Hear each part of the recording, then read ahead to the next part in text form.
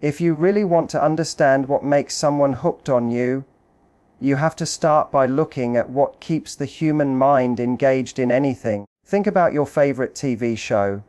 Why do you keep watching episode after episode? It's not because every moment is thrilling, or because every scene is packed with action. It's because the show knows how to pull you between tension and release. You get invested in the characters, a problem arises, your emotions build, and then, just when you can't take the suspense anymore, it gives you relief, resolution, or sometimes just a twist that makes you lean in even further. That rhythm of emotional ups and downs is addictive. It doesn't just hold your attention, it makes you crave the next moment. Now, relationships are no different. Attraction isn't just about whether someone looks good, or whether they have compatible values. What makes you unforgettable to a man is the emotional experience you create when he's around you. And here's where the psychology comes in. The brain doesn't get addicted to neutrality. It doesn't latch on to flat, predictable, repetitive experiences. It becomes captivated by variety, by contrast, by the feeling of being pulled between different emotional states that stimulate different parts of us. When you're always serious, always deep, always intense, it can feel heavy, but if you swing the pendulum and you're always playful, always light, always easy going, it can feel shallow. The magic is in combining those dimensions, allowing someone to feel the joy of laughter one moment and the depth of meaningful connection the next. That dynamic range is what sticks, because in that space a man feels not just entertained but understood, not just excited but also safe. And when someone feels both those things in one person, they don't want to let it go. It's why some people leave a lasting mark on us, even when they're no longer in our lives. You might look back at an old relationship and wonder, why do I still think about this person? Often, it's not because they were perfect. It's because the emotions you felt with them were vivid. They could make you laugh until your stomach hurt, but also sit with you in your pain. They could challenge you with a teasing remark, then soften it with affection. That combination created contrast, and that contrast left an imprint. Now, let's take this out of theory and into something practical. If you want to create emotional contrast, it's not about inventing drama or playing games. It's about giving yourself permission to bring your full range into the connection. Maybe you're on a date and the conversation turns deep. You're talking about values, goals, the meaning of life. It's powerful. But then you notice it's getting heavy, so you flip the energy with a joke, or a playful comment, or even a mischievous smile that lightens the moment. That pivot makes the depth feel more alive, not suffocating. On the flip side, maybe you're being playful, telling funny stories, keeping the mood light, and then you choose to reveal something vulnerable, something that matters to you. Suddenly he's drawn in on a different level. That switch makes him feel like he's accessing a part of you that's not on display for everyone, and that sense of contrast creates intimacy. What's fascinating is that this concept isn't new, it's hardwired into us. Psychologists talk about something called the opponent process theory of emotion, which essentially says that our emotional system thrives on opposites. Pleasure feels richer when it follows a challenge, relief feels sweeter after stress, excitement feels more electric when contrasted with calm. This is why roller coasters exist. People line up to experience fear and thrill because it makes the relief at the end exhilarating. In relationships, you don't need roller coasters, but you do need those shifts. You need moments that surprise, moments that soothe, moments that excite, and moments that ground. So ask yourself, are you showing up in a way that gives someone that range of experience? Or are you defaulting to one mode? Always the funny one, always the serious one, always the caretaker. Because when you get stuck in one mode, no matter how good that mode is, it eventually flattens. What makes you addictive isn't being everything at once. It's allowing yourself to be multi-dimensional. And here's the part that's really liberating.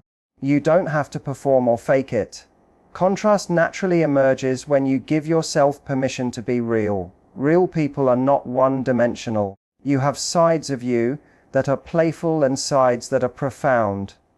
You have moments where you're strong and moments where you're vulnerable. Instead of hiding those shifts, you lean into them.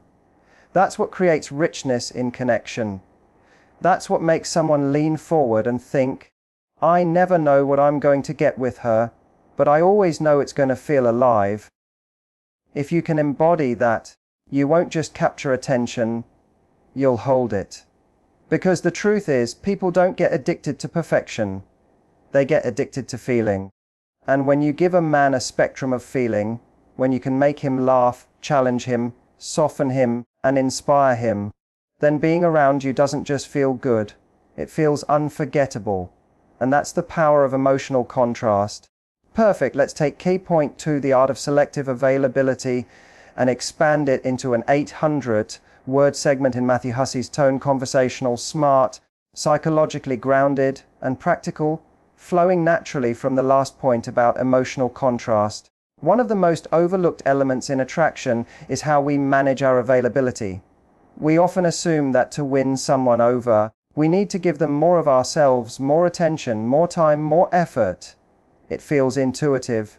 If I like someone, shouldn't I show them that by making myself completely available? But the paradox is this: the more we make ourselves available without boundaries, the less value our presence seems to hold. Not because we're not valuable, but because psychology tells us that humans naturally assign more worth to things that feel scarce. Think about the difference between water and diamonds. Water keeps us alive, yet because it's abundant, we take it for granted.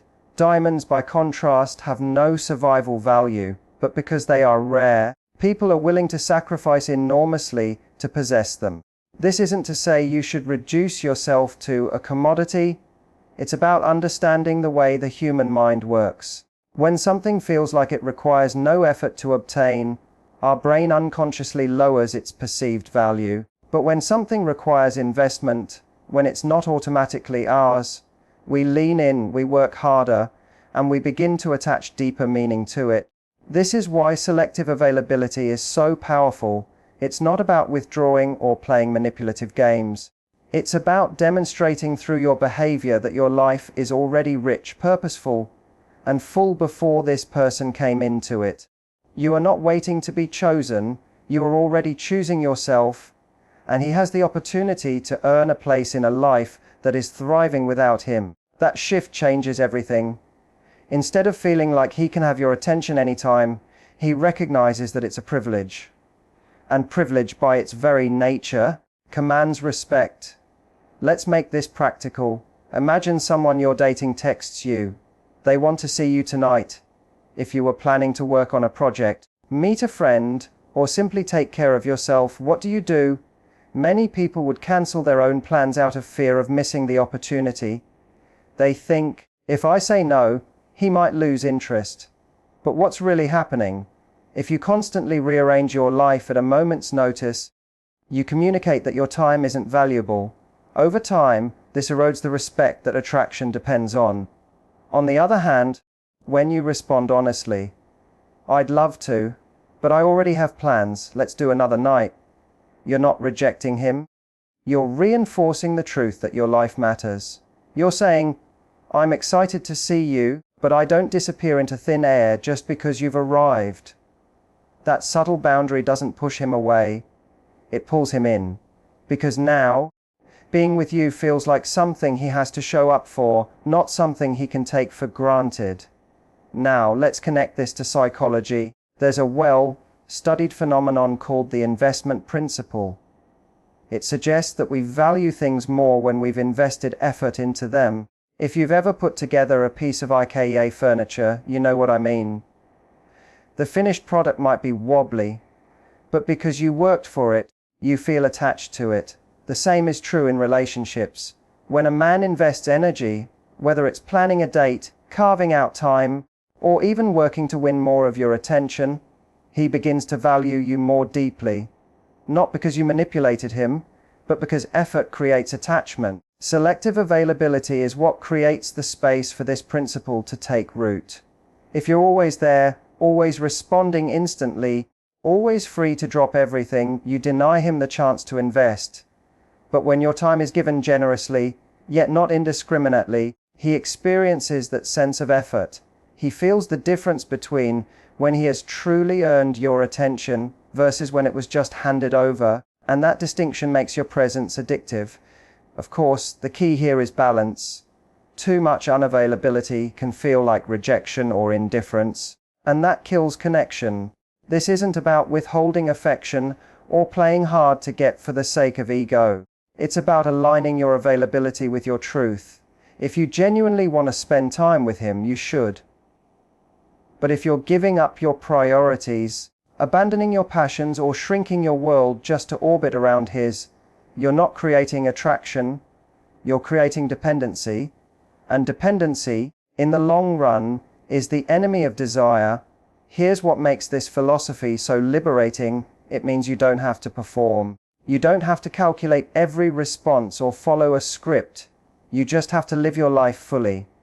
When you pursue your passions, nurture your friendships, stay committed to your goals, and take care of yourself, you naturally become selectively available. Your time is scarce because you've filled your life with things that matter. That reality speaks louder than any line or tactic ever could. And when he realizes that being with you means stepping into a life that is already abundant, he sees you differently. You're not a void waiting to be filled. You're a force he wants to be a part of. And the moment a man recognizes that, his respect deepens, his effort increases, and his desire to be close to you grows stronger, not out of obligation, but out of genuine admiration. So the next time you feel tempted to overgive, to over-adjust, to overextend yourself just to keep someone interested, remind yourself of this. It's not the constant availability that makes someone value you. It's the selective availability. It's the space that allows them to invest. And the more someone invests in you, the more irreplaceable you become in their mind. Because at the end of the day, love isn't about being there every second. It's about being there with enough presence and enough depth that when you are there, it matters. Great, let's expand key point 3a, creating an emotional imprint through storytelling and shared moments into a flowing 800-word segment in Matthew Hussey's signature style, engaging, psychologically grounded, clear, and motivating. If you think about the people you can't forget, the ones who still cross your mind years after they're gone, it's rarely because of something they bought you or the logical reasons you thought they were a good fit. It's almost always because of the way they made you feel. They left an imprint. And the truth is, human beings are not addicted to logic. We're addicted to emotion. Our brains don't replay facts. They replay experiences that stirred something inside us. That's why if you want a man to become addicted to you, not in the shallow sense of playing games, but in the deeper, lasting sense, you have to learn how to create moments that he remembers, not because of the words alone, but because of the feelings those words awakened. Psychologists call this emotional encoding. The stronger the emotion tied to an experience, the deeper it's stored in memory. That's why we can remember exactly where we were during life-changing events, but forget what we had for breakfast 2 days ago. Emotion is the glue of memory. Now, how does this apply to relationships? It means that if every interaction with you feels routine, predictable, or transactional, it won't stick. He might like you, he might enjoy you, but he won't feel that pull when you're not around. But when you create moments that stir him, moments that have texture, surprise, or meaning, you begin to live rent-free in his mind. You become more than a person he's dating. You become a story he can't stop retelling to himself. The beauty is, this doesn't require grand gestures or expensive trips. Often it's the small but intentional choices that leave the deepest imprint. Think of an inside joke you build together. It might seem silly, but inside jokes create a private world, a shorthand that belongs only to the two of you. When he thinks of that joke days later and smiles to himself, he's not just remembering the joke, he's remembering you. That's imprinting. Or maybe it's sharing a moment of vulnerability. Let's say you open up about something meaningful from your past, not in a heavy or dramatic way, but in a way that gives him a window into who you are. That's powerful, because most of us move through the world in masks. When someone pulls the mask back, even just for a second, it feels electric. He remembers it because it wasn't ordinary, it was real. Then there are moments of shared adventure, doing something new together, whether it's traveling, trying a cooking class, or even just wandering into a part of the city you've never explored, creates novelty. And novelty, according to neuroscience, releases dopamine, the same chemical tied to excitement and reward. When his brain associates that dopamine hit with you, he doesn't just recall the activity, he recalls the feeling of aliveness he experienced with you. That's the kind of memory that makes someone eager to come back for more. The point is this: you don't need to be constantly performing or planning extravagant dates. What you need is intention to turn ordinary interactions into meaningful ones. If you're at dinner, instead of sticking to surface-level questions like, "How was your day?" you could ask, "What's something that made you laugh this week?" Or, "What's the most courageous thing you've ever done?" Questions like that shift the energy. They deepen the conversation, they create texture, and texture is what makes an experience stand out in his memory. Here's where philosophy meets psychology. Human beings long to be moved. We want experiences that shake us out of autopilot, that make us feel more alive, more connected, more understood. That's why people chase art, music, film, and adventure. But in relationships, we forget this. We think consistency alone is enough. And while consistency is necessary for trust, it's not enough for desire. Desire needs emotional moments, those spikes that wake us up and remind us, this is special. Now let me give you a practical shift you can make. Instead of asking, how do I impress him? Start asking, what do we experience together? Because at the end of the day, what he'll carry with him isn't a list of your accomplishments or how flawless you looked. What he'll carry is how he felt in your presence. Did he feel lighter? Did he feel challenged? Did he feel like he was part of something bigger than just small talk? Those are the things that create addiction. And here's the beautiful part. You don't need to force it. If you're genuinely engaged in life, if you're curious, playful, and present, you will naturally create these moments. When you allow yourself to laugh freely, when you share your passions, when you risk being vulnerable, when you invite him into experiences instead of routines, you become unforgettable. You stop being just another person in his orbit and start being the person his mind keeps circling back to. Because love, at its core, isn't about possession, it's about resonance. It's about two people creating a series of moments that echo long after they're gone. And when you commit to creating those moments, through presence, vulnerability, playfulness, and adventure, you don't just capture attention, you leave an emotional fingerprint. And once that fingerprint is there, it's nearly impossible to erase. So remember this: people don't get addicted to faces, to status, or to perfect routines. They get addicted to the way you make them feel. And if you can be intentional about creating moments worth remembering, you'll never have to worry about being forgotten. Excellent. Let's now expand key point 4, the magnetic pull of self-possession, into a rich 800-word segment that ties naturally into the speech, keeping Matthew Hussey's intellectual yet warm, conversational style. If you think back to the most magnetic people you've ever met, you'll notice something fascinating. It wasn't always their looks, their charm, or even their achievements that made them unforgettable. It was the way they carried themselves. There's a quality in certain people that makes them stand out without trying, that makes them feel like they don't need to prove themselves, because they already know their value. That quality is self-possession, the ability to own who you are, to stand grounded in your own worth, and to live from a place of fullness rather than lack. This is one of the deepest psychological truths about attraction. Confidence is magnetic not because it's loud, but because it's steady. Most of us think of confidence as something external, walking into a room, commanding attention, dominating the conversation, but true confidence doesn't need a performance. It doesn't shout. It doesn't beg to be seen. It quietly radiates the message, I am enough, whether you notice me or not. And that energy is irresistible. Here's why. Most people walk through life carrying insecurities like invisible weights. They look for external validation to make them feel lighter. They crave constant reassurance. Am I good enough? Do you like me? Do I measure up?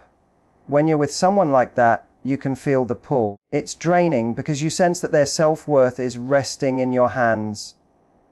But when you meet someone self-possessed, it feels different. There's no desperate energy, no neediness, no silent plea for approval. Instead, there's a lightness. You're not carrying their worth, they are. And because of that, you can relax around them. This relaxation is part of what makes them so addictive. When you're with someone who doesn't need you to complete them, you feel more free to be yourself. And paradoxically, that freedom is what makes you want to stay.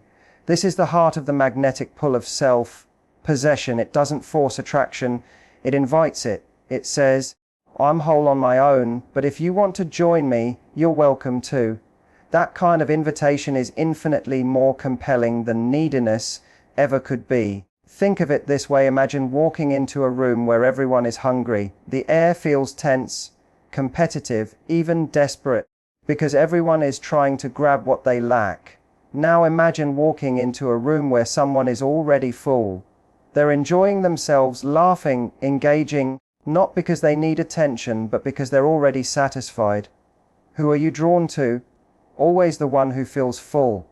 Because fullness is rare, and rarity is magnetic. Now, here's where philosophy enters the picture. Self-possession is more than just confidence.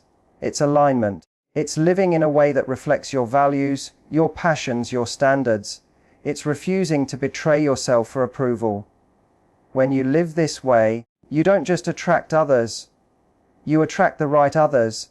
You filter out the people who are only looking for someone to use or control, and you magnetize the people who are looking for a true partner. That's the difference between surface level attraction and sustainable desire.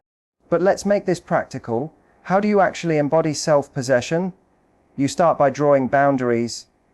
Boundaries are not walls, they're doors. They say, this is how close you can come, and this is how I expect to be treated if you want to come closer.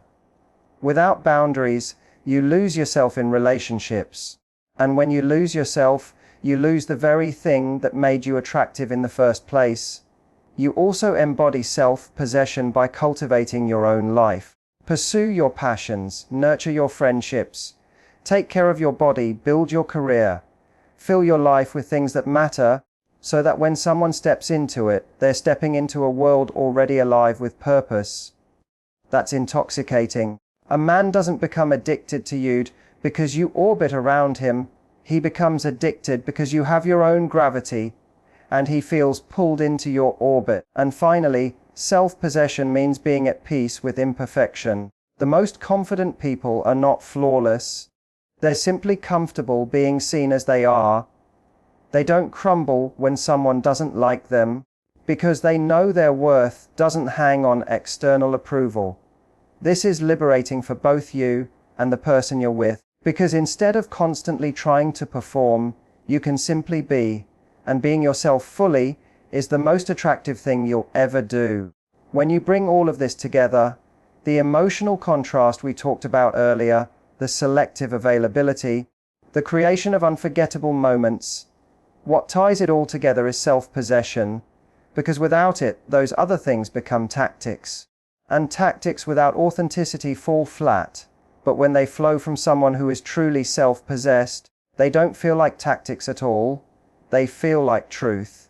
And that truth is what a man becomes addicted to. Not the mask you wear, not the performance you put on, but the grounded, radiant, self-possessed version of you that doesn't need him, yet chooses him. That paradox, I don't need you, but I desire you, is the most powerful form of attraction you can ever create. So let me leave you with this. If you want to be unforgettable, don't chase attention. Cultivate self-possession. Because the world is full of people trying to be noticed.